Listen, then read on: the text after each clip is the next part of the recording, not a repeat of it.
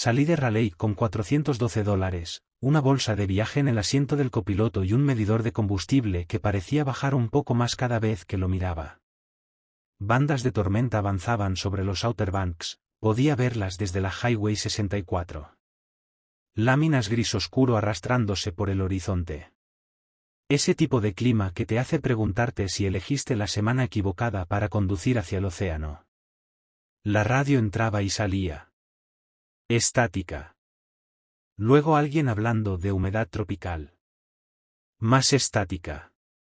La apagué. El teléfono descansaba en el portavasos, muerto desde el día anterior. No me molesté en cargarlo. No necesitaba llamar a nadie. Tampoco quería que nadie me llamara. En la bolsa llevaba casi todo lo que ahora me pertenecía. 2 mudas de ropa, una rasuradora, guantes de trabajo que probablemente no necesitaría, pero que no pude dejar atrás. Una foto que siempre pensaba tirar y nunca lo hacía. Eso era todo.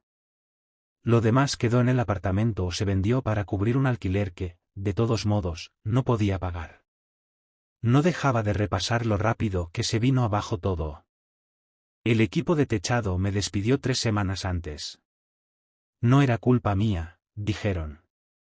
Temporada baja, recortes de presupuesto. Me llamarían cuando el trabajo volviera a subir. Yo sabía que eso era mentira. Llevaban un mes recortando horas. Lo vi venir y aún así no tenía un plan.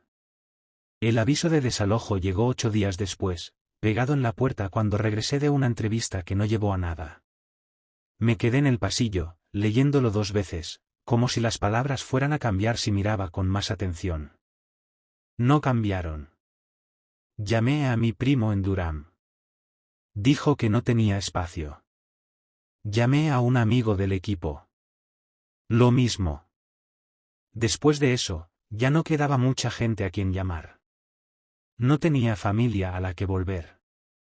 Mi madre murió cuando yo tenía 22. Mi padre se había ido mucho antes. Alguna vez tuve un tío en Virginia, pero no hablábamos.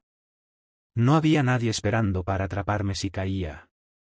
Pasé 2 días mirando anuncios de apartamentos que no podía pagar y ofertas de trabajo que pedían experiencia que no tenía. Entonces vi el anuncio del Servicio de Parques Nacionales, cuidador nocturno, faro de capeateras, alojamiento y comida incluidos. El sueldo no era gran cosa, pero era algo. Era la única puerta que seguía abierta. Apliqué un martes. Llamaron el jueves. No hicieron muchas preguntas. Solo confirmaron si podía empezar de inmediato y si no tenía antecedentes penales.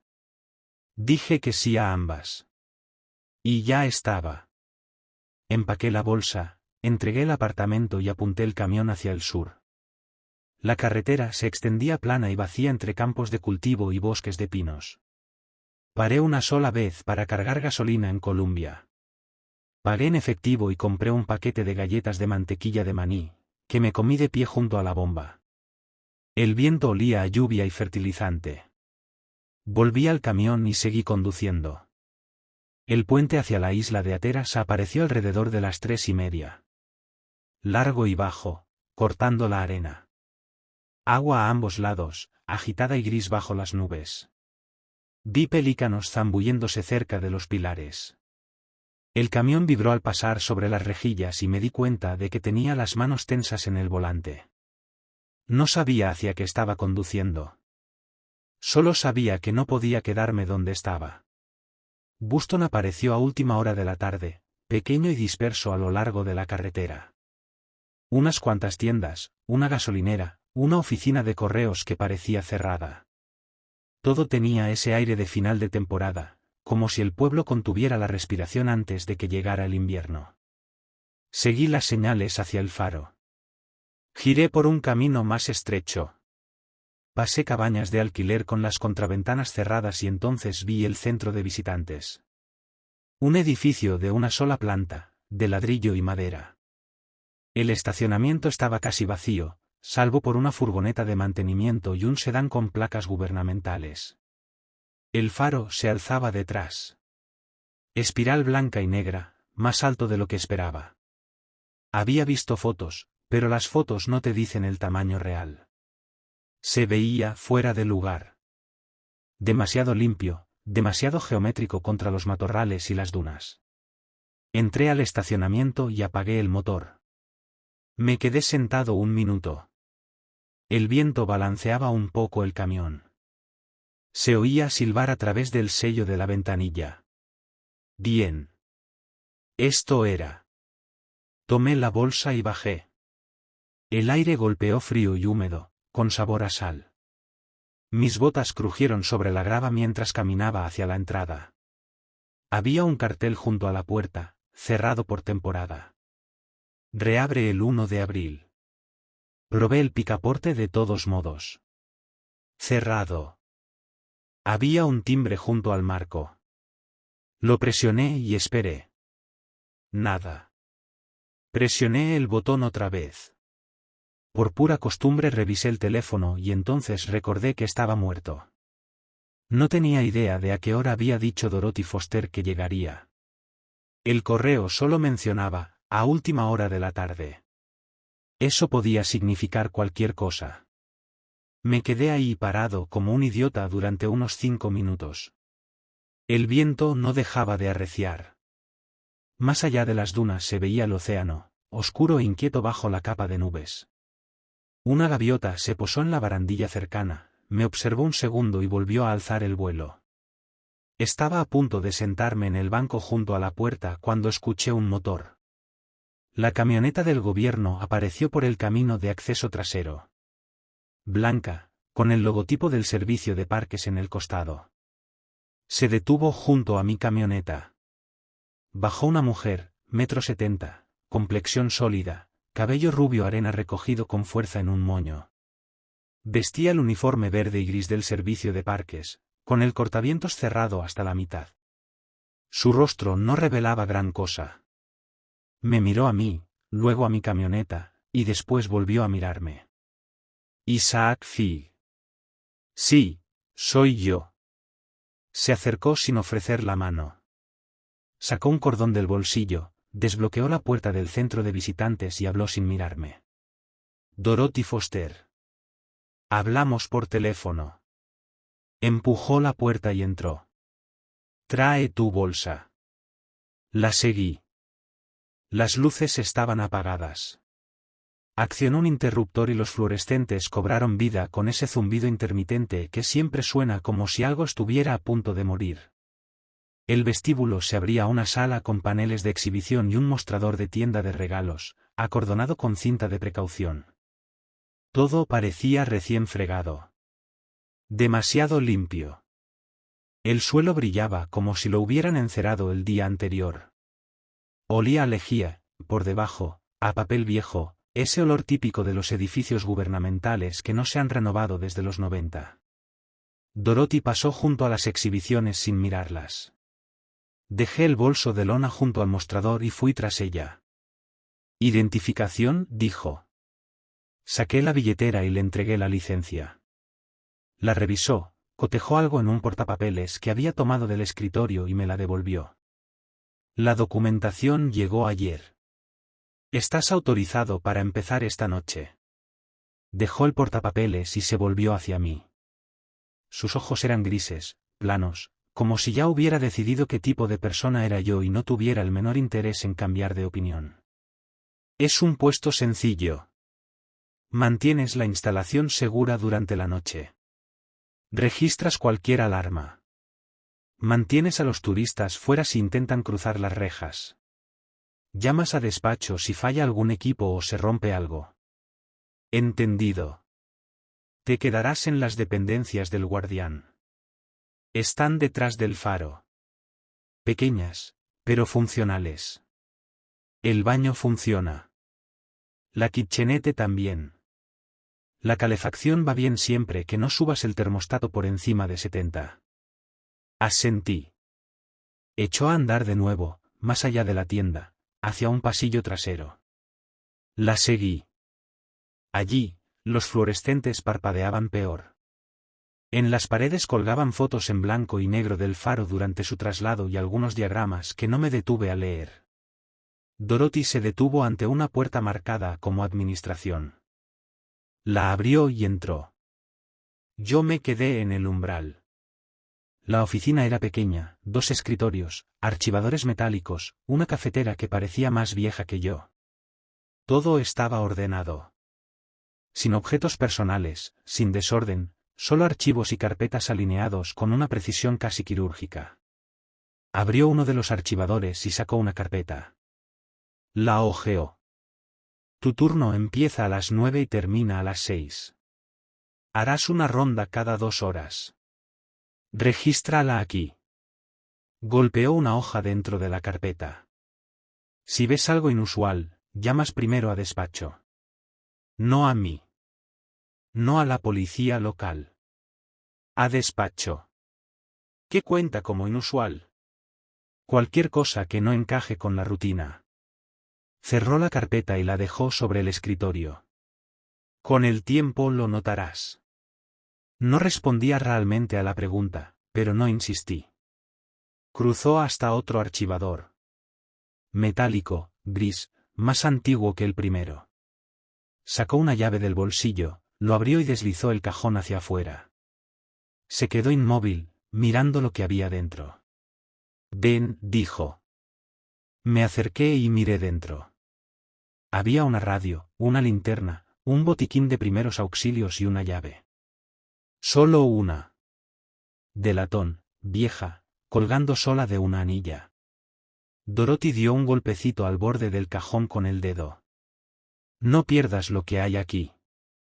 Especialmente la llave. No me importa si te parece una tontería. No me importa si no entiendes por qué. La llevas contigo durante todo el turno. No la dejas en ningún sitio. No permites que nadie más la toque. Me quedé mirando la llave. ¿Para qué es? No importa, su voz no cambió, plana y firme. ¿Entiendes lo que acabo de decir? Sí. No perderla. Dilo con claridad. No perderé la llave. Me sostuvo la mirada durante un largo segundo. Luego asintió una sola vez y dio un paso atrás. Bien. Coge tu equipo. Te enseñaré las dependencias. Cuando volví al archivador, la camioneta de Dorothy ya se alejaba. Escuché el motor desvanecerse por el camino de acceso. Probablemente no regresaría en al menos media hora. Y pensé que tenía tiempo. Mitad fastidio, mitad curiosidad. Así lo describiría. Había hecho tanto hincapié en la llave, en no perderla, en llevarla encima, pero no había explicado para qué demonios servía. Solo que era importante. Deslicé el cajón. Se movió suave, bien mantenido. Todo dentro estaba perfectamente dispuesto, la radio a la izquierda, la linterna a su lado, el botiquín en la esquina del fondo. La llave de latón colgaba de un corto cordón trenzado, vieja pero limpia. Y debajo de ella, algo que no había notado antes, porque Dorothy había estado ahí de pie, observándome. Una tarjeta plastificada, de unos 10 por 15 centímetros. Fondo blanco. Texto negro. Lo tomé entre los dedos. En la parte superior decía Directrices operativas, todo en mayúsculas. Debajo, en letra más pequeña, solo para personal nocturno. Estación de luz de Cape Hatteras. 5 reglas numeradas, a espacio sencillo. Las leí allí mismo, de pie, con los fluorescentes zumbando sobre mi cabeza y el sonido del motor de la camioneta de Dorothy ya completamente desaparecido. Solo yo, y la tarjeta. 1. A las 12:10 de la noche, coloque una taza de café negro en el alféizar de la ventana este del vestíbulo principal. No mire hacia afuera después de colocarla. Aléjese de inmediato. 2. Si la radio marina transmite una llamada de Mayday que contenga su nombre legal completo, apague la radio inmediatamente y salga del edificio durante exactamente 3 minutos. No responda a la transmisión. 3. Si aparecen huellas mojadas en la escalera interior que conduce a la galería de la linterna, friegue las marcas en dirección a la entrada principal. No intente rastrear su origen. 4. Si alguien le pide la llave de la lente, entréguele la llave de latón del cajón de equipos y enciérrese en el almacén de suministros hasta que termine su turno. 5. Nunca ilumine la sala de la linterna con una linterna ni con ninguna otra fuente de luz después de las 2. Las leí 2 veces. Luego una tercera. Intenté reírme. No lo conseguí. Eran demasiado específicas. Eso fue lo que me inquietó. No advertencias vagas ni tonterías espeluznantes. Horas concretas. Acciones precisas. Detalles que solo aparecen cuando alguien escribe exactamente lo que hay que hacer, probablemente porque alguien más ya tuvo que saberlo. Café negro a las 12:10. No a medianoche. No a las 12:15. 12:10. Ventana este. No cualquier ventana. Nombre legal completo. No un nombre. No tu nombre. Tu nombre legal completo. Exactamente 3 minutos. Le di la vuelta a la tarjeta. Nada. Solo el blanco laminado, limpio. Me quedé allí sosteniéndola durante casi un minuto entero. El cajón del armario seguía abierto. La llave de latón descansaba en su cordón, justo donde había estado la tarjeta. Era un trabajo del Servicio de Parques Nacionales. Empleo federal. No hacían novatadas. No perdían tiempo en bromas. Y Dorothy Foster no me había parecido el tipo de persona que gastaría energía asustando a un recién llegado por diversión. Aún así, las reglas no tenían sentido. Guardé la tarjeta de nuevo en el cajón. Tomé la radio, la linterna y el botiquín, y los dejé sobre el escritorio. Luego cogí la llave de latón con su cordón y me la pasé por la cabeza. El metal estaba frío contra la camisa. Cerré el cajón, aseguré el armario, volví a tomar el carro y mi equipo. Pensé que la llevaría conmigo, por si acaso. La noche avanzó despacio. Revisé cada cerradura de la planta baja. Entrada principal. Salida lateral.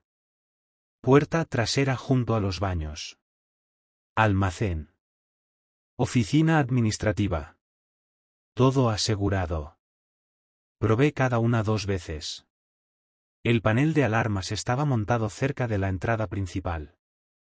Un modelo antiguo, con LEDs verdes que indicaban armado en cada zona. No lo toqué, solo confirmé que seguía activo. Recorrí el edificio, memorizando el plano. Vestíbulo principal al frente, con el mostrador de la tienda de regalos y los paneles de exhibición. Un pasillo que llevaba hacia los baños y la oficina administrativa. Otro corredor que se abría a la izquierda hacia almacenamiento y mantenimiento. La escalera de la torre comenzaba tras una puerta separada, al fondo del vestíbulo, marcada como acceso al faro. Solo personal autorizado. Probé la manija. Cerrada. Los fluorescentes eran duros, fríos, insistentes. Zumbaban de esa forma que se te mete en la cabeza con el paso del tiempo. Bajo esa luz todo parecía plano. Sin sombras. Solo suelos encerados, paredes vacías y el olor tenue a lejía aún suspendido en el aire. Regresé al vestíbulo y me detuve frente a las ventanas. Afuera, la torre del faro se alzaba en la oscuridad. Alcanzaba a distinguir el patrón en espiral, negro y blanco, quizá hasta el primer tercio. Luego se perdía en la nada. No había luna. Las nubes colgaban bajas y pesadas. El viento empezaba a levantarse, ya podía oírlo, empujando de forma constante contra el edificio, y de vez en cuando el golpeteo de arena o gravilla contra el vidrio. Las dependencias del guardián estaban detrás del faro, a unos 50 metros. Dorothy me había llevado allí antes, me mostró la cama estrecha, la pequeña cocina y el calefactor que funcionaba siempre que no tocara el termostato. Me dijo que me instalara antes de que mi turno comenzara a las 9. No me había instalado. Dejé la bolsa sobre la cama, usé el baño y regresé directamente aquí. No se sentía bien quedarme en esas dependencias sin nada que hacer. Me sentía mejor estando aquí, conociendo el lugar, listo para lo que aún no sabía. Saqué la tarjeta laminada del bolsillo de la chaqueta y la leí otra vez bajo la luz fluorescente. Seguía siendo específica. Seguía siendo extraña. Intenté imaginar a alguien limpiando huellas mojadas hasta la puerta principal, pero no lograba que tuviera sentido. ¿De dónde habrían salido? La escalera conducía a la galería del farol, sí, pero esa puerta estaba cerrada con llave. Y aunque no lo estuviera, aunque alguien hubiera entrado, ¿por qué estarían mojadas las huellas? ¿Lluvia, tal vez? Entonces, ¿por qué no simplemente echar a esa persona? Guardé la tarjeta en el bolsillo y miré el reloj. 9:47. El turno apenas había comenzado.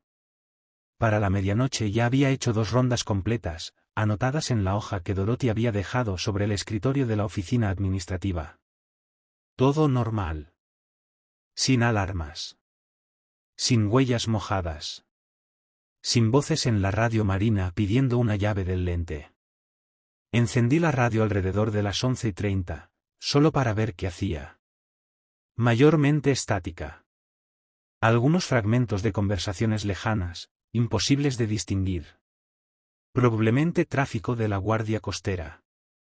La apagué al minuto. Ahora estaba otra vez en el vestíbulo, con un vaso de café negro en la mano. Lo había preparado en la oficina administrativa, usando la cafetera vieja. No sabía si tenía que ser café recién hecho o si el instantáneo servía, así que usé los granos que encontré en el gabinete. Tardó unos 6 minutos en colar. El olor llenó el pasillo trasero, amargo, fuerte. Lo serví en un vaso de unicel. Sin azúcar. Sin crema. Me quedé allí, sosteniéndolo. Me dije que todo aquello era una tontería. Una táctica para asustar. Algo para mantener al personal nocturno alerta. Despierto. Atento. Tal vez era una tradición. Quizá todos los nuevos recibían la misma tarjeta, las mismas instrucciones, y nadie veía nunca nada. Simplemente seguían las reglas porque eso era lo que se hacía. Eso tenía sentido. Mucho más sentido que la alternativa. Miré el reloj otra vez.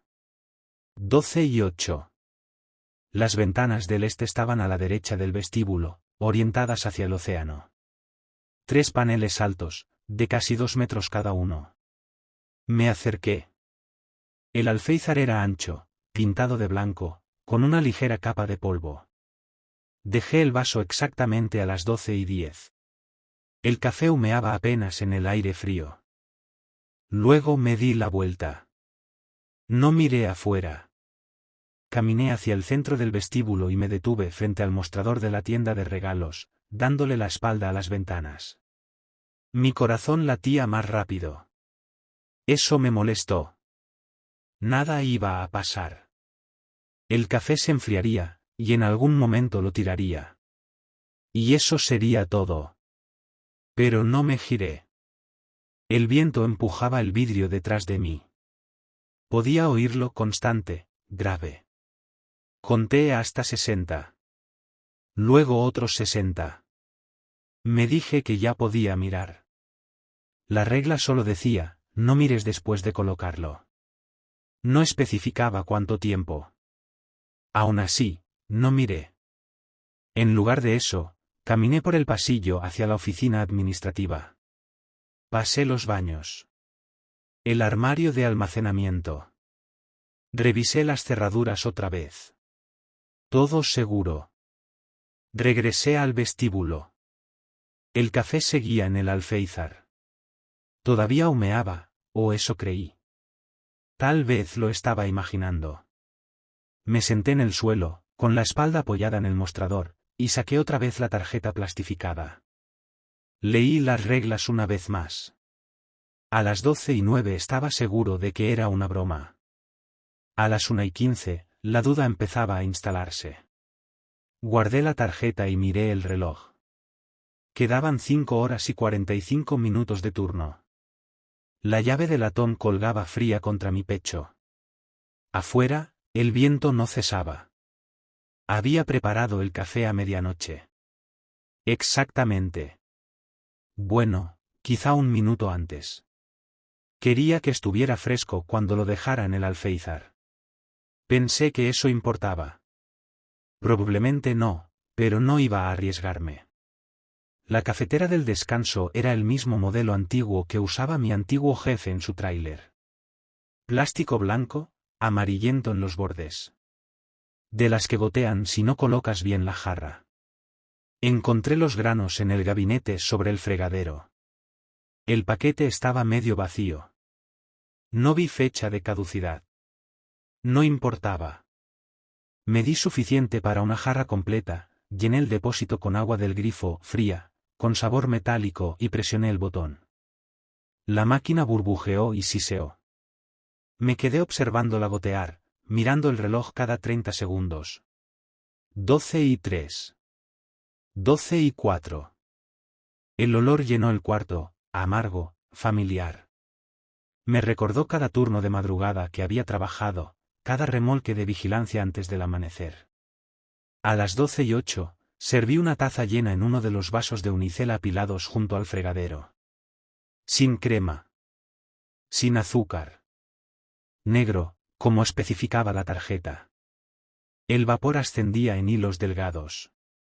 Lo llevé por el pasillo hacia el vestíbulo, sosteniéndolo con ambas manos, aunque no hacía tanto frío dentro. Mis botas resonaban sobre el suelo encerado. Los fluorescentes zumbaban arriba, uno parpadeaba peor que antes. Pensé en anotarlo. Luego lo olvidé. El vestíbulo estaba vacío. Como hacía 10 minutos. Como toda la noche. Paneles informativos en las paredes. El mostrador de la tienda con la cinta de precaución. Las ventanas del este, mirando hacia el océano. No se veía nada en la oscuridad. Me detuve frente a la ventana este. El alféizar, a la altura de la cintura, blanco, con polvo visible bajo la luz. Coloqué el vaso con cuidado, centrándolo para que no se volcara. 12:09. Di un paso atrás. Me giré. Miré al mostrador. Esto era estúpido. Me sentía estúpido de pie, dándole la espalda a un vaso de café como si importara, como si alguien fuera a venir a bebérselo. Probablemente una idea de Dorothy. Un ritual de iniciación. Ver si el nuevo seguía las instrucciones raras. Ver si estaba lo bastante desesperado como para jugar. Lo estaba. Conté hasta 30. Escuché. El edificio crujía a mi alrededor. Madera vieja ajustándose. El viento presionando el exterior. El zumbido constante del sistema de calefacción. Nada más. A los 45 segundos pensé en irme. Volver a la oficina. Anotar la ronda. Ignorar todo aquello. No lo hice. A los 60 segundos, me giré. El vaso había desaparecido. Simplemente, no estaba. El alféizar estaba vacío, salvo por el polvo. Un círculo limpio marcaba el lugar donde había estado el vaso. Sin café. Sin unicel. Nada. El estómago se me hundió. Di un paso al frente. Miré el suelo, por si se había caído. Nada. Volví a revisar el alféizar. Pasé la mano por la madera pintada. Seca. Ni siquiera una marca de condensación. Entonces vi la huella de una mano en el exterior del vidrio. Bao. Como si alguien hubiera apoyado la palma contra la ventana. 5 dedos. Un pulgar. La forma era clara, incluso con la poca luz del interior.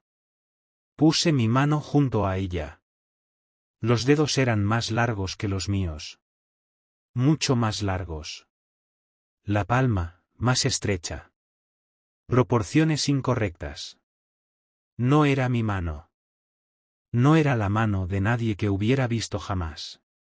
Me aparté. El corazón hacía algo desagradable dentro del pecho. Esa presión previa a una caída. Ese instante en el que sabes que la escalera se va, y no puedes hacer nada. Me alejé de la ventana. Miré el vestíbulo. Vacío. Miré el pasillo. Vacío. Escuché. Nada.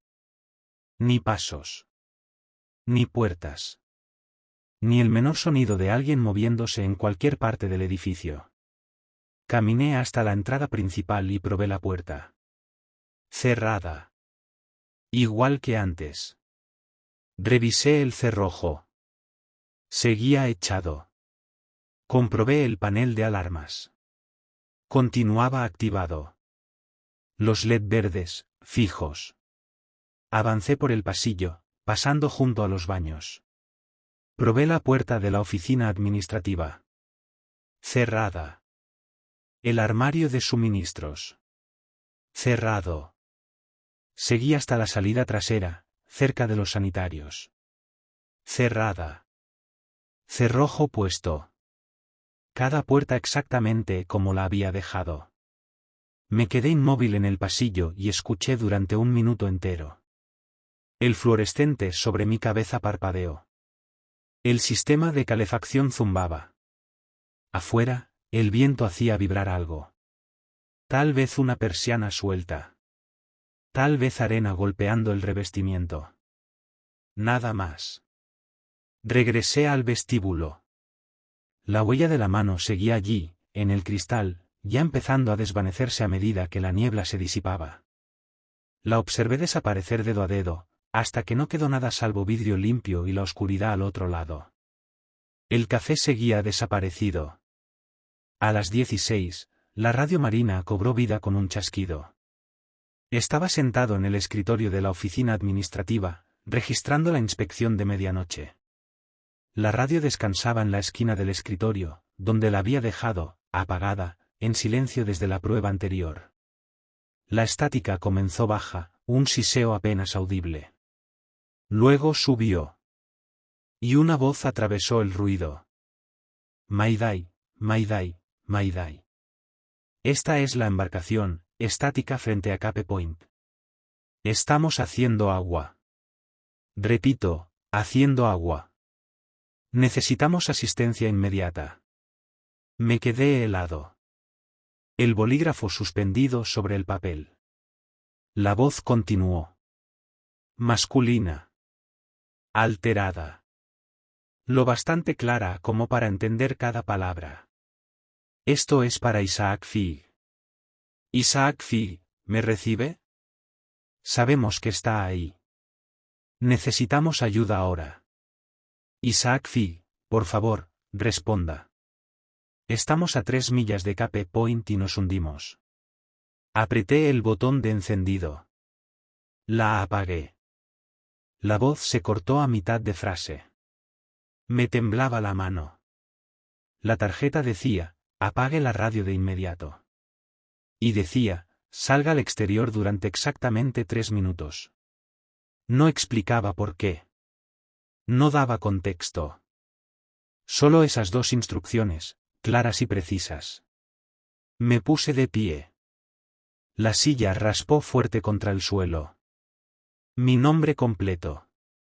La voz había usado mi nombre completo. No solo Isaac. Isaac Fig, un nombre que nadie aquí conocía salvo Dorothy. Un nombre que no figuraba en ningún registro público. El nombre que solo había escrito en los papeles de la solicitud. Avancé por el pasillo. Mis botas sonaban demasiado fuertes. El fluorescente zumbaba. Llegué a la entrada principal, destrabé el cerrojo con manos que no se sentían firmes y salí. El frío me golpeó de inmediato. Viento del este, húmedo y cargado de sal, lo bastante fuerte como para empujar contra la chaqueta. Las luces del estacionamiento formaban charcos naranjas sobre el asfalto. Mi camioneta estaba donde la había dejado. El sedán de Dorothy ya no estaba. La furgoneta de mantenimiento seguía allí, en el mismo lugar que por la tarde.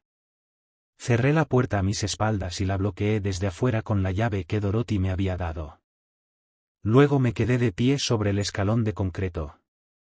La tarjeta decía exactamente 3 minutos. Empecé a contar.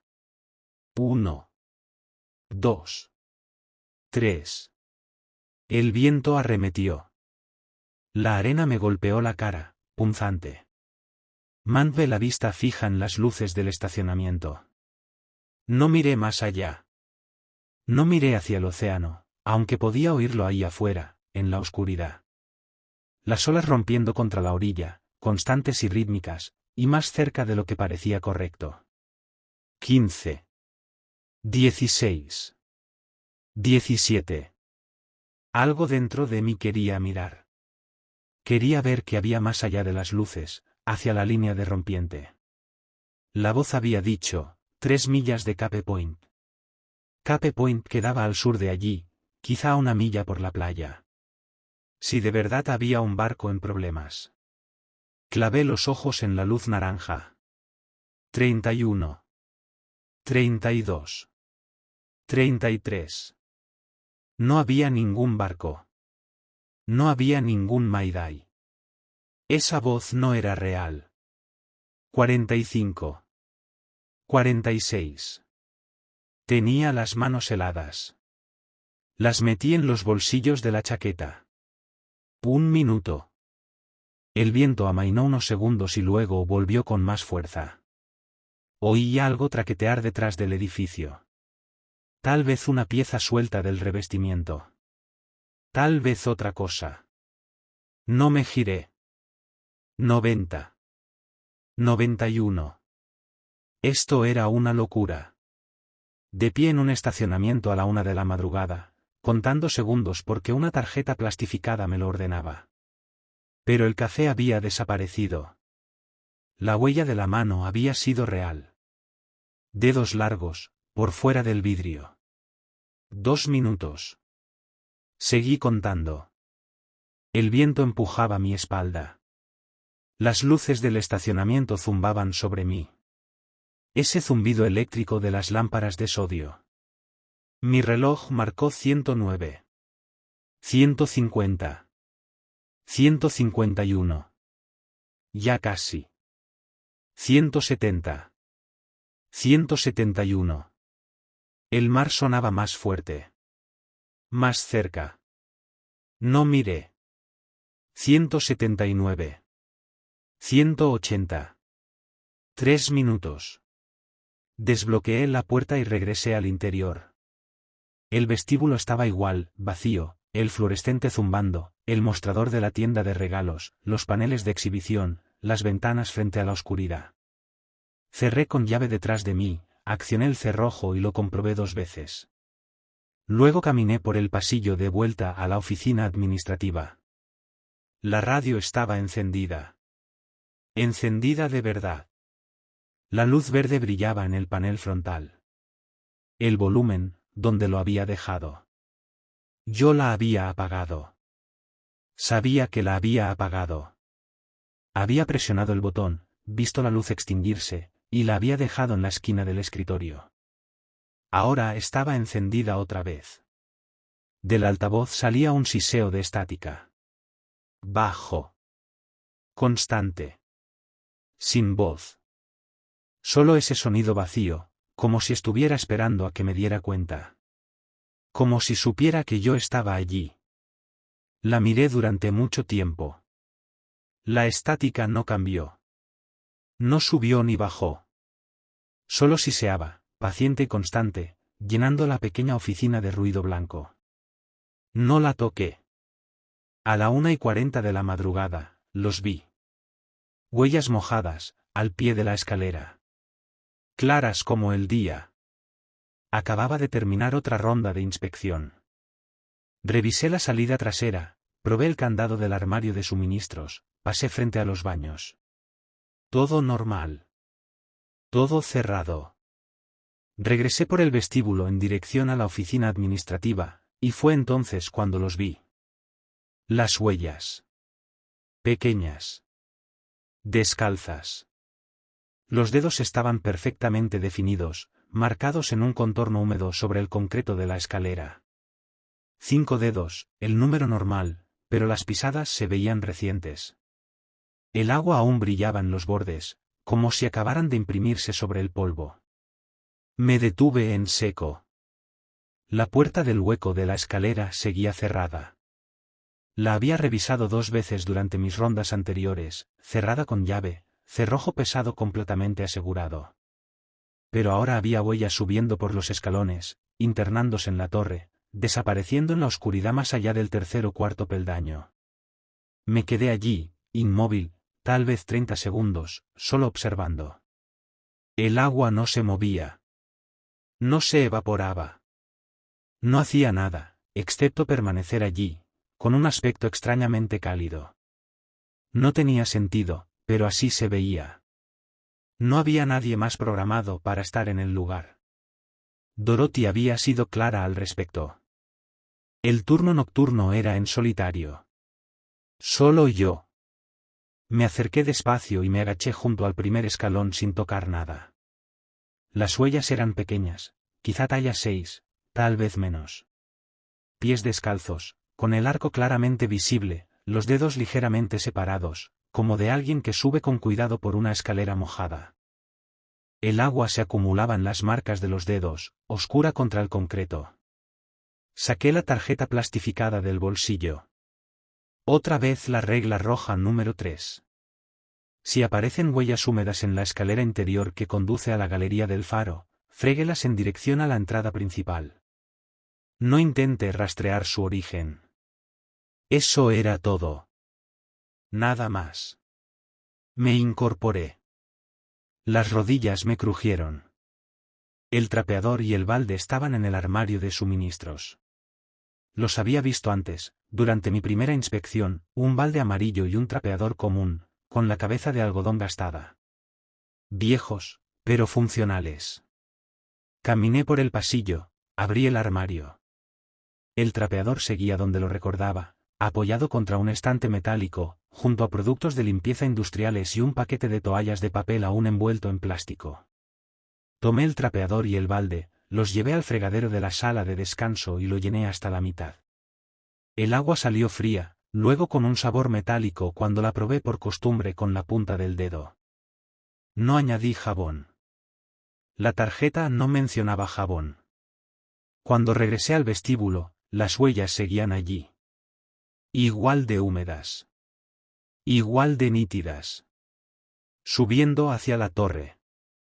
Dejé el balde al pie de la escalera. La puerta seguía cerrada, todavía bloqueada. Podía ver el cerrojo desde donde estaba, firme, brillante bajo la luz fluorescente. Sumergí el trapeador en el balde, escurrí el exceso de agua y comencé por el primer escalón.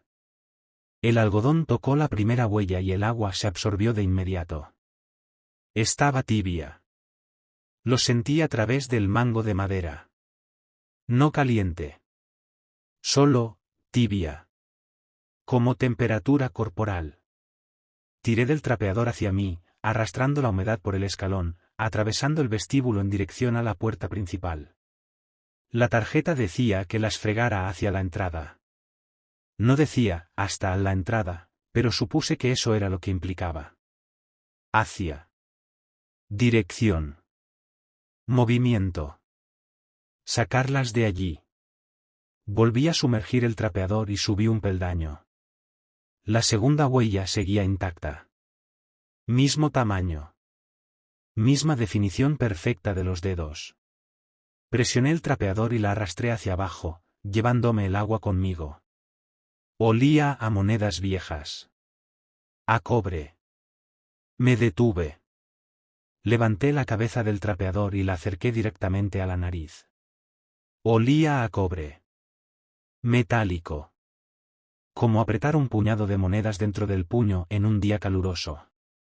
Seguí trapeando. Tercer escalón. Cuarto escalón.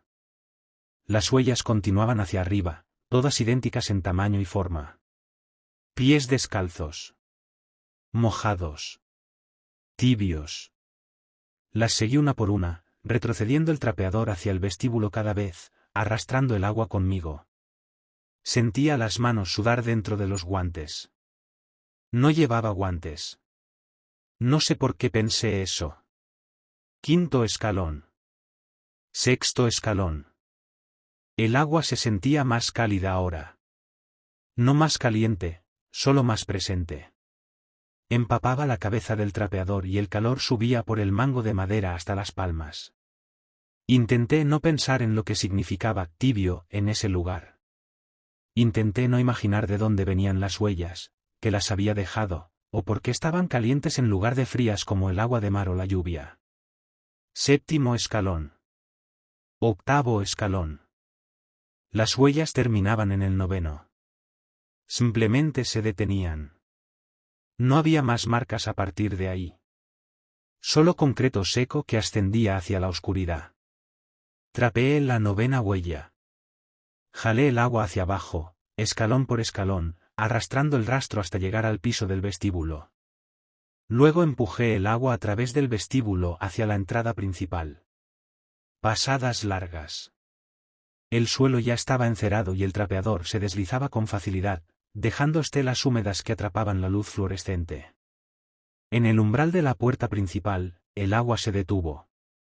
No quiero decir que yo dejara de trapear. Quiero decir que el agua dejó de moverse. Empujé la cabeza del trapeador sobre la tira metálica del umbral. Esa pieza elevada de aluminio que separa el piso del vestíbulo del escalón de concreto exterior. El trapeador la cruzó sin problema, pero el agua se acumuló justo contra el metal y no avanzó. Empujé con más fuerza. El trapeador se comprimió. El agua se exprimió sobre el umbral, pero no cruzó. Se quedó allí. Una línea delgada, adherida al metal como aceite sobre vidrio. Tiré del trapeador hacia atrás. El agua no se movió. Permaneció exactamente donde estaba, una línea ordenada de líquido tibio, con olor a cobre, negándose a avanzar, como si aquello que la había creado se negara a cruzar al aire libre. La observé durante un buen rato. Tal vez un minuto entero. Luego trapeé el agua de lado, extendiéndola a lo largo del umbral hasta que se evaporó, o se filtró en el concreto, o desapareció. No sé cuál de las tres. Simplemente dejó de estar ahí. Enjuagué el trapeador en el balde, guardé todo en el cuarto de mantenimiento y cerré con llave. Mi reloj marcaba la 1:58. De regreso en la oficina administrativa, me quedé de pie junto al escritorio mirando el teléfono. Era un fijo antiguo. Plástico beige, cable en espiral, teclado con botones de verdad. Dorothy me lo había señalado durante el recorrido inicial, pero nunca mencionó que hubiera que usarlo. Había un trozo de cinta adhesiva pegado a la base, con un número escrito en tinta azul, 919555472. Tenía que ser la central del condado de Dare. Levanté el auricular. Tono. Marqué los números con cuidado, uno por uno. Sonó 2 veces. Central del condado de Dare, habla Ivy. Voz femenina. Tranquila. Profesional. Hola, dije. Soy Isaac Fig. Turno nocturno en el faro de Cape Padis. Adelante, Isaac. Necesito reportar algo. No es una emergencia, pero ocurrió algo. Encontré huellas mojadas dentro del edificio. Seguí el procedimiento, pero creo que alguien debería venir a revisarlo. Silencio por un segundo. Luego, el sonido de un teclado. ¿Huellas mojadas dentro de la instalación? Repitió. Sí. En la escalera. Las limpié como se supone, pero pensé que debía informarlo. Más tecleo. ¿Se encuentra en peligro inmediato? No. El edificio está seguro. Todas las cerraduras revisadas. Solo, es extraño. Entendido. Estoy registrando la ubicación ahora. Transferiré la solicitud para un agente. ¿Puede mantenerse en la línea? Sí. Comenzó una música vieja. No era música real, solo un tono. Me quedé allí, sosteniendo el teléfono, mirando la radio marina en la esquina del escritorio, aún encendida, aún brillando en verde, aún emitiendo ese estático bajo y constante.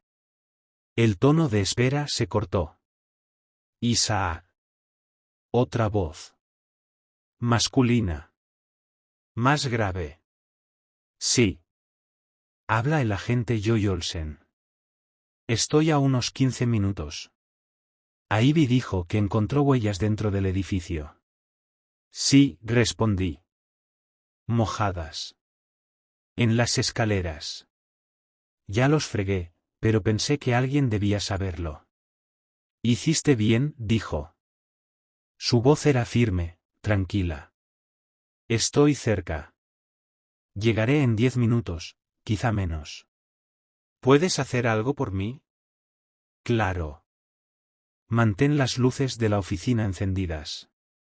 Quédate donde puedas ver la entrada del vestíbulo. No salgas. Te llamaré cuando esté entrando. De acuerdo. Quédate ahí. La línea se cortó. Colgué el teléfono y miré el reloj. 2:04. Me senté en la silla del escritorio y la giré ligeramente para tener visión directa, a través de la puerta abierta de la oficina, del pasillo. Desde ese ángulo podía ver parte del vestíbulo, el mostrador de la tienda de recuerdos, el borde de las ventanas y la puerta del hueco de la escalera. ¿Las luces fluorescentes zumbaban sobre mi cabeza? Una de ellas parpadeaba cada 30 segundos. Empecé a contarlo sin darme cuenta. A las 2:13, el teléfono sonó. ¿Sí? Isaac, soy Joy. Estoy en el estacionamiento, voy hacia la entrada principal ahora mismo. Está bien. Colgué, me levanté y caminé por el pasillo hasta el vestíbulo. A través de los ventanales delanteros vi los faros encendidos de un vehículo estacionado junto a mi camioneta. En la puerta, el emblema del departamento del sheriff. En el techo, la barra de luces, apagada. Desbloqueé el cerrojo y abrí la puerta. El ayudante del sheriff Joy Olsen estaba en el escalón. Alto, quizá 1,85 m. Pelo oscuro y corto.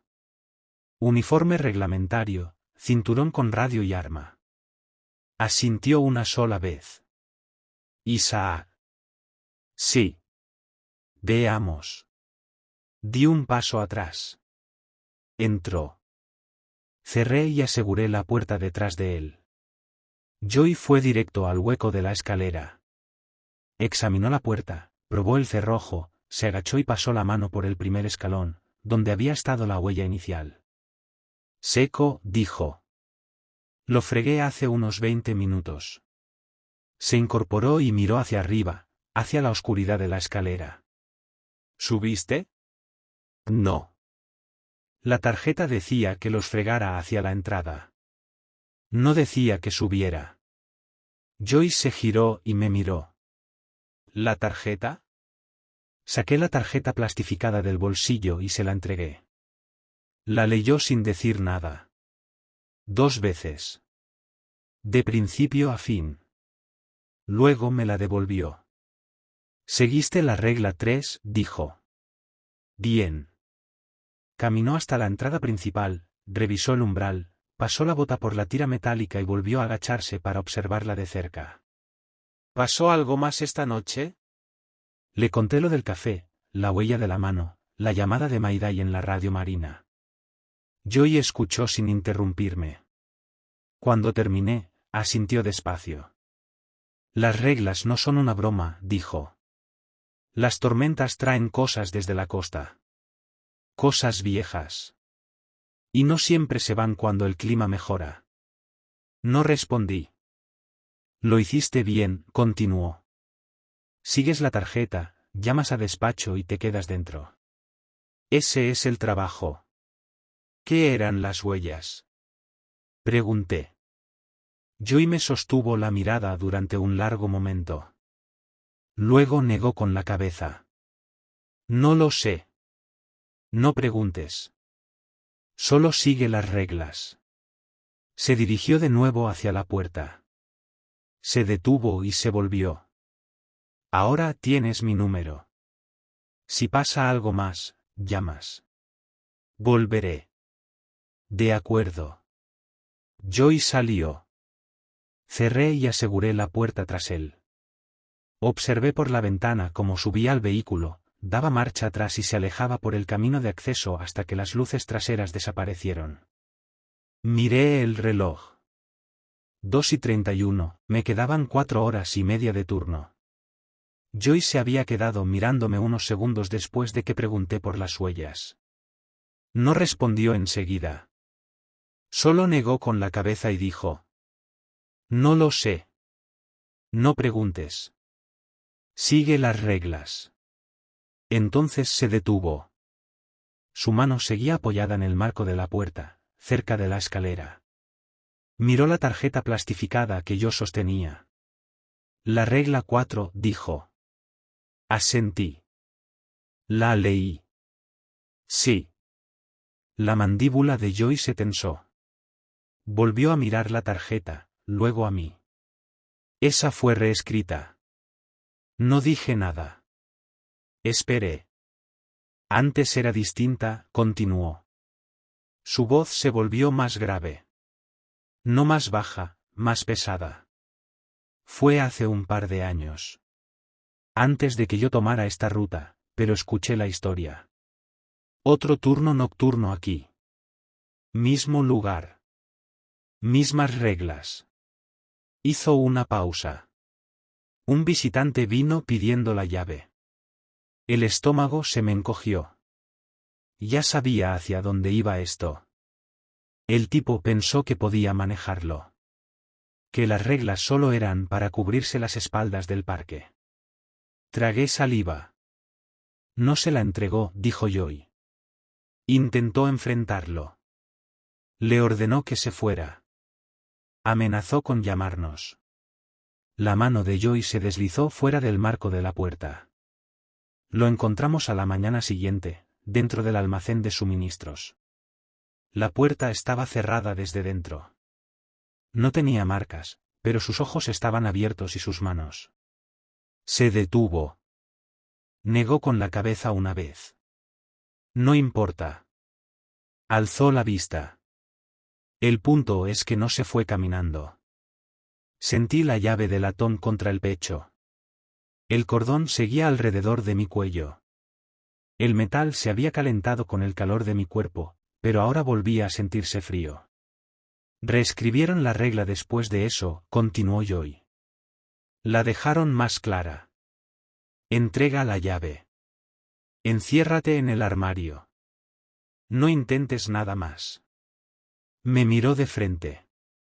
Si alguien pide la llave de la lente, se la das. No dudas. No discutes. Simplemente lo haces.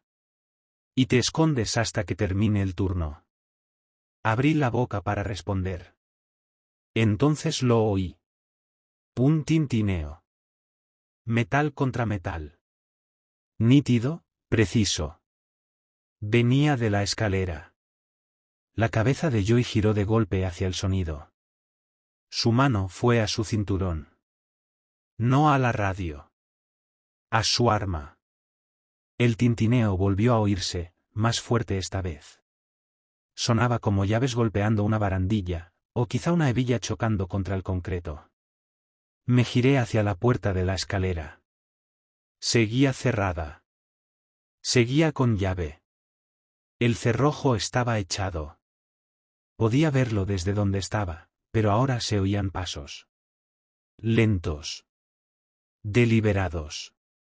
Bajando las escaleras al otro lado de la puerta. Joy se movió.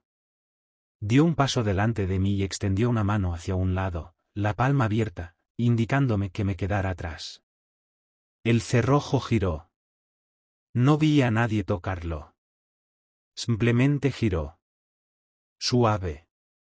Silencioso. La cerradura se liberó con un clic apagado. La puerta se abrió. Un hombre entró en el vestíbulo. Era alto, más alto que Joey, quizá 1,90 m. Extremidades largas, complexión estrecha, pero firme, como alguien que había pasado años trabajando físicamente sin ganar volumen. Llevaba una chaqueta de la Guardia Costera, azul oscuro, con bandas reflectantes en las mangas, y una gorra con visera calada lo suficiente como para ocultar gran parte de su rostro. Los pantalones estaban gastados, pero limpios. Sus botas estaban pulidas. No tenían ni un solo grano de arena. Eso fue lo primero que me golpeó. Las botas. Había estado lloviendo durante horas. El viento seguía azotando afuera. Lo había oído golpear las ventanas durante mis rondas. El uniforme de Joey estaba húmedo cuando entró. Aún tenía gotas de lluvia en los hombros. Este hombre estaba completamente seco. La chaqueta no tenía ni una mancha de humedad. La gorra no estaba oscurecida por el agua. Incluso sus botas, de cuero negro brillante, parecían recién sacadas de un armario. Avanzó del todo al vestíbulo y cerró la puerta de la escalera tras él. Encajó con un clic suave. La mano de Joey permaneció cerca de su arma. No la desenfundó. Solo mantuvo los dedos preparados. El hombre me miró a mí. No a Joey. A mí. Sus ojos eran azul pálido, tan claros que bajo la luz fluorescente parecían casi grises. No parpadeó. Ni una sola vez. Me observaba con la cabeza ligeramente ladeada, como si estuviera leyendo algo escrito en mi frente. Buenas noches, dijo. Su voz era calmada, estable, formal. Como si recitara un texto memorizado hacía años. Inspección de mantenimiento rutinaria, continuó, sin apartar la mirada de mí, sin parpadear. Necesitaré acceso a la galería de la linterna. Joey avanzó medio paso. Las instalaciones están cerradas, dijo. Su tono era contenido, profesional, voz de policía. No hay mantenimiento programado esta noche. El hombre no lo miró. No lo reconoció en absoluto. Sus ojos seguían fijos en mí. Necesitaré la llave de la lente. El pecho se me cerró. Era eso. La frase exacta. Palabra por palabra. Si alguien pide la llave de la lente, entrégale la llave de latón del cajón de equipo y enciérrate en el armario de suministros hasta que termine el turno. Sentí el peso de la llave contra el esternón. El cordón trenzado seguía alrededor de mi cuello. Podía sentirlo presionando la piel. El hombre esperó. Paciente. Las manos a los lados. No amenazante. No agresivo. Simplemente allí. Joey me miró. Sus ojos estaban tensos, alertas. Negó con la cabeza apenas, un gesto mínimo. No. Miré de nuevo al hombre alto. No se había movido. No había cambiado el peso de su cuerpo. No había parpadeado. Seguía allí, con su chaqueta seca, observándome con esos ojos pálidos. Las luces fluorescentes zumbaban sobre nosotros. El sonido parecía más fuerte ahora, más agudo, como si la vibración se metiera dentro de mi cráneo. La mano de Joey se acercó aún más a su arma. Tiene que irse, dijo, esta vez más alto, firme. Esta es un área restringida.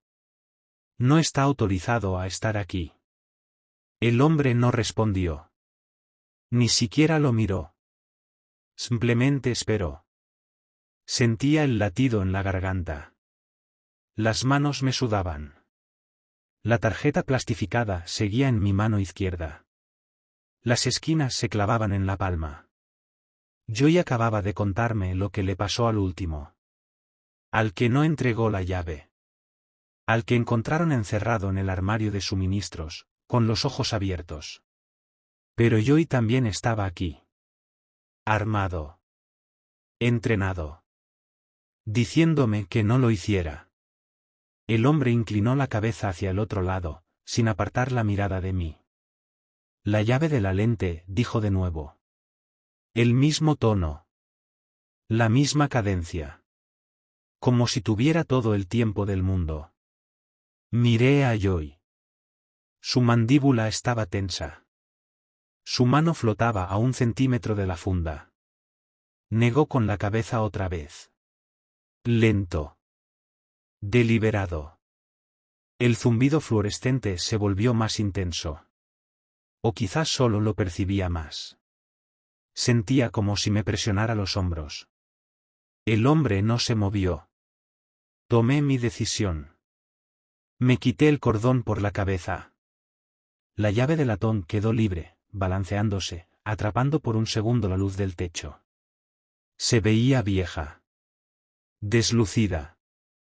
Los dientes estaban gastados, suavizados por el uso. Los ojos de Joy se abrieron de par en par. Isaac. Avancé un paso y extendí la llave. El hombre la tomó. Su mano se movió suave, firme. Sin vacilación. Nuestros dedos no llegaron a tocarse. Solté el cordón antes de que pudiera hacer contacto. Pero lo vi. Solo un segundo. Sus nudillos se abrieron. No fue un corte, no sangraron. Simplemente se separaron, como si algo desde dentro empujara la piel. Vi articulaciones pálidas, dobladas en ángulos que no correspondían a una anatomía humana. Demasiado delgadas. Los huesos parecían húmedos. Luego la piel volvió a cerrarse sobre ellos. Lisa. Intacta. El hombre tomó la llave. La alzó hacia la luz, la examinó brevemente, música, y después se pasó el cordón por su propio cuello. La llave de latón desapareció bajo su chaqueta. Gracias, dijo. Su voz no cambió. Seguía siendo calmada, formal. Retrocedí hacia el armario de suministros. Las piernas me temblaban, pero seguí moviéndome. Joy decía algo, pero no podía oírlo por encima del zumbido fluorescente. Llegué a la puerta del armario, la abrí, entré y la cerré de golpe, activando el seguro interior de botón. El hombre más tarde recordaría su nombre, Parker Figg, aunque en ese momento aún no lo sabía, se giró hacia la escalera. El armario era pequeño, quizá de 1,5 metros por 2. Estanterías en 3 lados, llenas de productos de limpieza, papel higiénico, bombillas. Olía a lejía y polvo. Apoyé la espalda contra la puerta e intenté respirar. La campana del ascensor sonó 2 veces. Clara. Metálica. Me quedé helado. No se suponía que hubiera un ascensor. Dorothy no había mencionado ninguno. Yo no había visto ninguno en mis recorridos. Pero lo había oído. 2 timbres limpios, como si alguien acabara de pulsar el botón de llamada. Entonces el edificio se aquietó. No en silencio. Quieto. El zumbido fluorescente se apagó. El viento afuera se detuvo. Incluso la estática tenue de la radio marina, que seguía encendida en la oficina administrativa, se cortó por completo. Contuve la respiración. Algo golpeó sobre mi cabeza. Pesado. Irregular. Como peso desplazándose sobre tablas viejas. Se arrastró. Volvió a golpear. La voz de Joy llegó amortiguada a través de la puerta. Quédate ahí. Sus pasos. Las botas sobre el suelo encerado. Voy a subir, dijo Joy, ahora más fuerte, hablándome a través de la puerta. Tú te quedas encerrado. ¿Me oyes? No salgas hasta que termine tu turno o vuelva y te diga que está despejado. No respondí. Tenía la garganta cerrada. Más pasos, alejándose hacia la escalera. Una puerta que se abre. Bisagras que crujen. Luego, botas sobre hormigón. Subiendo. Los golpes arriba se hicieron más fuertes. El picaporte empezó a girar. Lo oí antes de verlo. Ese roce suave del metal, El sonido de alguien probando una cerradura con paciencia. Yo estaba sentado en el suelo, la espalda apoyada en el cubo de la fregona, mirando la rendija bajo la puerta por donde se filtraba la luz fluorescente. El picaporte giró quizá medio centímetro. Se detuvo. Volvió a girar. Un olor se coló por la rendija. Húmedo. No humedad de lluvia. Algo más antiguo. Como agua estancada que lleva semanas en un sótano. Y debajo de eso, otra vez, el olor a cobre. Monedas. Sangre. El mismo aroma de las huellas. Isaac. La voz de Parker atravesó la puerta. Seguía calmada. Seguía formal. La llave es incorrecta. No me moví. No respiré. Necesitaré que venga a verificar la lente en persona. El picaporte volvió a girar. Desde mi lado veía el pequeño seguro de botón resistiendo, pero no era gran cosa. Una cerradura interior barata. De las que se pueden forzar con una tarjeta si sabes cómo hacerlo. Entonces la voz de Joey llegó desde más lejos. Ya estaba arriba. Sonaba forzada. Urgente. Isaac, no abras. Quédate donde estás. Apreté las palmas contra el suelo de hormigón. Frío. Áspero. Real. Isaac, necesito que. Su voz se cortó a mitad de palabra, como si alguien hubiera pulsado pausa. El picaporte dejó de moverse. Me quedé sentado en el armario oscuro que olía a lejía y algodón viejo. Esperé. Las manos me temblaban. Saqué la tarjeta plastificada del bolsillo aunque no podía leerla en la oscuridad. Solo la sostuve, pasé el pulgar por el borde liso. Regla 4. Si alguien pide la llave de la lente, entrégale la llave de latón y enciérrate en el armario de suministros hasta que termine el turno. Lo había hecho. Le di la llave. Me encerré. Pero la regla 5 decía que nunca debía iluminarse la sala de la linterna con una linterna ni ninguna otra fuente de luz después de las 2 de la madrugada. Ya pasaban de las 2. Tenía que ser así.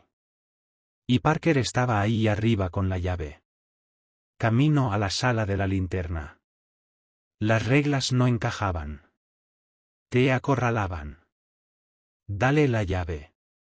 Enciérrate. Pero no permitas que ocurra nada en la sala de la linterna después de las 2. ¿Cómo se suponía que iba a impedirlo desde aquí? Empecé a repasar el resto en mi cabeza. Café en el Alféizar, música, a las 12:10. No mires afuera. Maida y con mi nombre. Apaga la radio. Sal al exterior exactamente 3 minutos. Huellas mojadas. Frégalas hacia la entrada. No sigas su origen. Todas trataban de hacer algo concreto. Sin preguntas. Sin resistencia. Solo seguir los pasos y sobrevivir. Pero Joey estaba ahí fuera. Y Parker no era humano. Había visto cómo se le abrían los nudillos. Había visto huesos que no encajaban. Música. Un golpe suave sonó en la puerta. 3 toques. Pacientes. Educados. Isaac. La voz de Parker, justo al otro lado de la madera. Tan cerca que podía oírlo. Excepto que no respiraba. Música, no había sonido de aire. Solo la voz. Deseo continuar con la inspección. Su asistencia es requerida. Me encogí, llevé las rodillas al pecho y las rodeé con los brazos. Bajé la cabeza. Pensé. Entonces la radio marina se encendió. No en la oficina. Aquí. En el armario conmigo. Levanté la cabeza de golpe, miré alrededor aunque no podía ver nada. Una luz verde brillaba en la estantería a mi izquierda, junto al mango de la fregona. Había traído la radio conmigo. No recordaba haberlo hecho, pero ahí estaba. Encendida. Brillando. La estática siseó, baja y constante. Luego una voz. La mía. Ayuda. Era exactamente mi voz. Mi entonación. Cómo sonaba cuando estaba cansado. Por favor, ayúdame. Estoy encerrado. No puedo salir. Me tapé los oídos con fuerza y me incliné hacia adelante hasta que la frente tocó mis rodillas. Por favor, mi voz otra vez, crepitando entre la estática. Está aquí dentro conmigo. Música, por favor, déjame salir. Empecé a contar. 1, 2, 3, 4. La voz seguía suplicando. Usaba mis palabras. 21. 22. 23. Un disparo sacudió el edificio. Tan fuerte que lo sentí en el pecho, incluso a través de la puerta, de mis manos, del conteo. Luego un sonido para el que no tenía nombre. Húmedo. Pesado. Como algo grande cayendo al agua desde cierta altura. Un chapoteo, pero más denso. La radio quedó en silencio. La luz verde seguía encendida, pero ya no había estática. Ni voz. Seguí contando. 58. 59. 60. Mi reloj marcaba las 2 y 3 de la madrugada. Pensé en quedarme en el armario. Eso decía la regla. Enciérrate hasta que termine el turno. El turno acababa a las 6. Podía esperar 3 horas más. Sentarme en la oscuridad y no pensar en Joy, ni en el disparo, ni en el sonido húmedo después. Pero eso era lo que quería. Mantenerme atrapado. Apartado.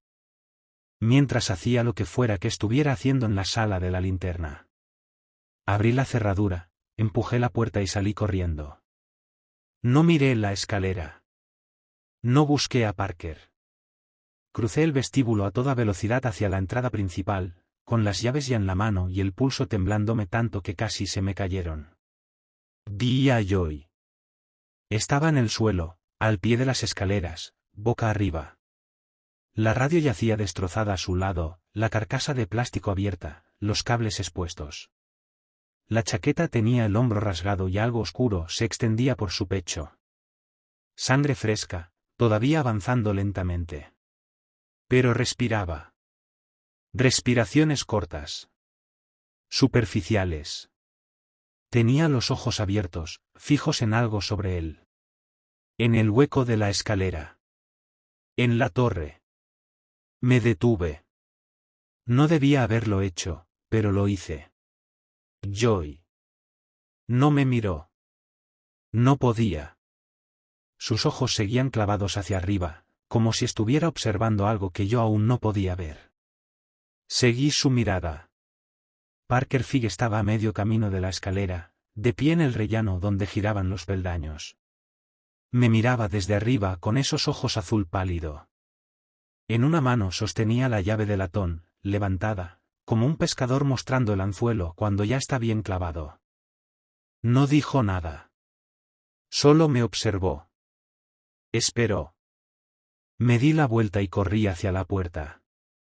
La abrí a toda prisa, salí trastabillando cuando el viento frío me golpeó la cara y cerré detrás de mí. La bloqueé desde fuera. Esta vez no hubo Mayday. Nadie dijo mi nombre por la radio. Pero la regla era clara, 3 minutos afuera. Exactamente 3 minutos. Empecé a contar. El viento soplaba con fuerza desde el este, cargado de sal y arena que me azotaban la cara. Mantuve la vista baja. Miré mis botas. El escalón de hormigón. 10. 20. 30. Contaba mal a propósito. Mezclaba números. Lo hacía siempre. 100, 10, 10. Entonces lo oí. Un clic. Metálico. Mecánico. Lo bastante fuerte como para atravesar el viento. Después, luz. El aparcamiento se inundó de blanco. El faro. Se había encendido solo. No miré hacia arriba. Seguí mirando mis botas. Seguí contando. Algo gritó. No era humano. No era animal. Era metal desgarrándose, cristal vibrando. Un sonido que venía de la linterna en lo alto de la torre y atravesaba las paredes, el viento, el aire, y se me clavaba directamente en el cráneo. Me tapé los oídos, pero no sirvió de nada. No era solo sonido. Era presión.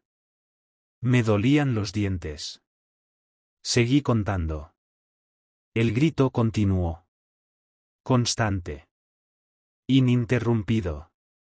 Como una máquina incapaz de detenerse. Cuando llegué a los 3 minutos exactos, el grito se cortó de golpe. Como si alguien hubiera apagado un interruptor. Abrí la puerta y entré.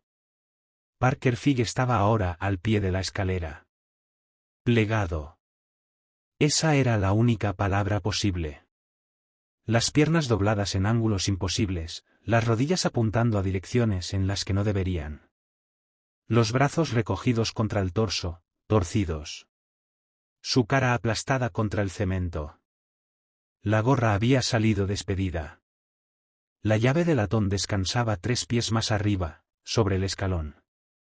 El cordón colgaba estirado, como si alguien lo hubiera soltado a mitad de la subida. Joyce seguía donde lo había dejado. Pero ya no respiraba. Los ojos abiertos. Aún mirando hacia la torre. El pecho inmóvil. La sangre había dejado de avanzar. Me quedé en la puerta, con el viento empujándome la espalda, mirando los dos cuerpos.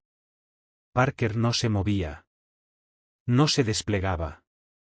Seguía allí, roto. Subí los escalones. Pasé junto a su cuerpo. Recogí la llave. El metal estaba frío otra vez. Más frío de lo que debería. Me colgué el cordón al cuello y fui a revisar los cerrojos. Dorothy regresó al amanecer. Yo estaba sentado en la oficina administrativa, con todas las luces encendidas y la puerta abierta, mirando el vestíbulo. El cuerpo de Parker había desaparecido. No vi cómo. Aparté la vista quizá 30 segundos para registrar la última ronda. Cuando volví a mirar, la escalera estaba vacía. Joyce seguía allí. Dorothy pasó junto a él sin detenerse. Entró directa a la oficina. Me miró sentado, con la llave colgando del cuello y la hoja de registro delante. El agente duró más que la mayoría, dijo. No respondí. Sacó un vaso de poliestireno, se sirvió café negro de la cafetera que yo había preparado hacía 1 hora y lo dejó sobre el escritorio. Lava la llave ahí antes de guardarla. La miré. Miré el café. Lávala, repitió. Luego enciérrala. Nosotros nos encargamos del resto. Me quité el cordón y dejé caer la llave en el café. Se hundió hasta el fondo. El café no cambió de color. No humeó. Esperé 2 minutos. Saqué la llave con los dedos. El café estaba frío. La llave igual. Quizá más limpia. La sequé con la camisa y fui al armario del equipo. Dorothy lo abrió. Coloqué la llave en el cajón, exactamente donde la había encontrado. Radio a la izquierda. Linterna al lado. Botiquín al fondo. La llave sobre la tarjeta plastificada. Cerró y bloqueó el cajón. El registro. Volví al escritorio. Todo estaba escrito. Cada ronda. Cada revisión. El café a las 12:10. Las huellas a la 1:40. La llamada central a la 1:58. Dorothy leyó la hoja. Sin reacción. Luego sacó un bolígrafo y trazó una sola línea sobre las últimas 4 entradas. Reescríbelo. Nada fuera de lo normal. Rondas estándar. Sin llamadas. Sin visitas. Miré el cuerpo de Joy. Harán preguntas, dije. No, respondió ella, sin cambiar el tono. El agente respondió a otra llamada. Accidente automovilístico en la carretera 12. No sobrevivió. Eso dirá el informe. Su coche está en el aparcamiento. No. Miré por la ventana. Mi camioneta. La furgoneta blanca de mantenimiento. El coche de patrulla de Joy había desaparecido. Dorothy esperó. Tomé el bolígrafo. Rondas estándar a las 9, 11, 1, 3 y 5. Todo despejado. Sin alarmas. Sin incidentes. Condiciones meteorológicas normales. Instalación segura. Mi letra temblaba, pero no me detuve. Firmé. Feché. Dorothy leyó una vez más y asintió. Limpia el vestíbulo. Fregona y lejía. La escalera también. Hasta el rellano. No subas más. Se fue. La oí hablar por teléfono en el pasillo. Tono profesional. Rutina. Cogí el cubo y la fregona. Agua caliente. Lejía. El olor me quemó la nariz. Empecé por el vestíbulo. Rodeé a Joy, y entendí que no funcionaría. Me quedé allí, inmóvil, con la fregona en la mano. Dorothy volvió. Sal fuera. Ve a la casa del guardián. Quédate allí hasta que vaya a buscarte. Obedecí. El viento había cesado.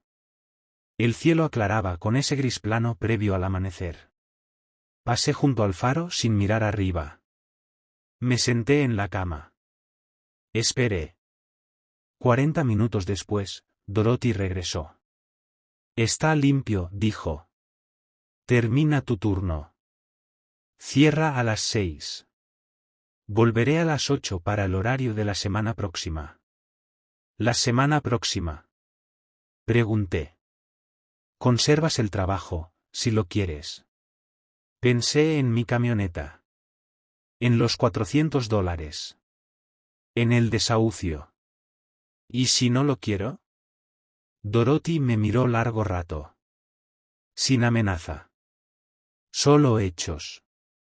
Entonces eres un cabo suelto. Y los cabos sueltos se cortan. Se fue. Seguí el trabajo toda la temporada. Febrero. Marzo. Abril. Cada noche las mismas reglas. El café a las 12:10. Siempre desaparecía. A veces veía la marca de una mano. A veces no.